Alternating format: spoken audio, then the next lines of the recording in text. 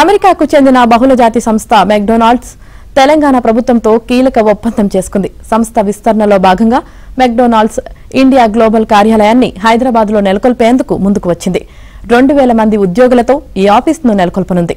అసెంబ్లీలోని ముఖ్యమంత్రి ఛాంబర్లో నిన్న సీఎం రేవంత్ రెడ్డిని కలిసిన మెక్డొనాల్డ్స్ చైర్మన్, ఆ సంస్థ ప్రతినిధులు ఈ మేరకు చర్చలు జరిపారు.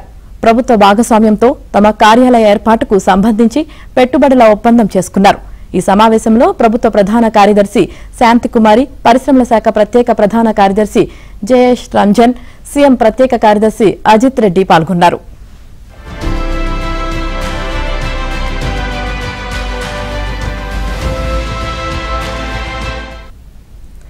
మెక్డొనాల్డ్స్ ప్రతినిధుల బృందంలో సీఈఓతో పాటు గ్లోబల్ బిజినెస్ సర్వీసెస్ అధ్యక్షుడు, chief global impact officer, global India head ఉన్నారు. మెక్డొనాల్డ్స్ గ్లోబల్ ఆఫీసును హైదరాబాద్లో ఏర్పాటు చేసేందుకు ముందుకు రావడంపై సీఎం రేవంత్ రెడ్డి హర్షం వ్యక్తం చేశారు. ఈ గ్లోబల్ సెంటర్ కోసం పలు రాష్ట్రాలు పోటీ పడుతున్నా తెలంగాణనే ఎంచుకోవడం తమకు గర్వకారణమన్నారు. కార్యాలయ ఏర్పాటుకు ప్రభుత్వం తరపున పూర్తి సహకారం అందిస్తామని హామీ ఇచ్చారు. గడిచిన 15 నెలల్లో రాష్ట్ర ప్రభుత్వం నైపుణ్య అభివృద్ధికి చేపట్టిన కార్యక్రమాలను మెక్డొనాల్డ్స్ ప్రతినిధులకు సీఎం వివరించారు.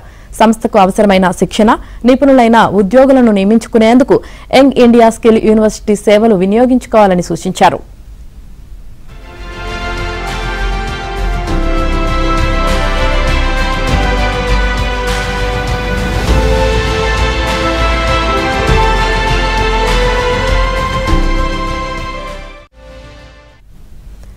ప్రపంచవ్యాప్తంగా మెక్డొనాల్డ్స్ నిర్వహిస్తున్న సామాజిక అభివృద్ధి కార్యక్రమాలను మెక్డొనాల్డ్స్ సీఈఓ వివరించారు.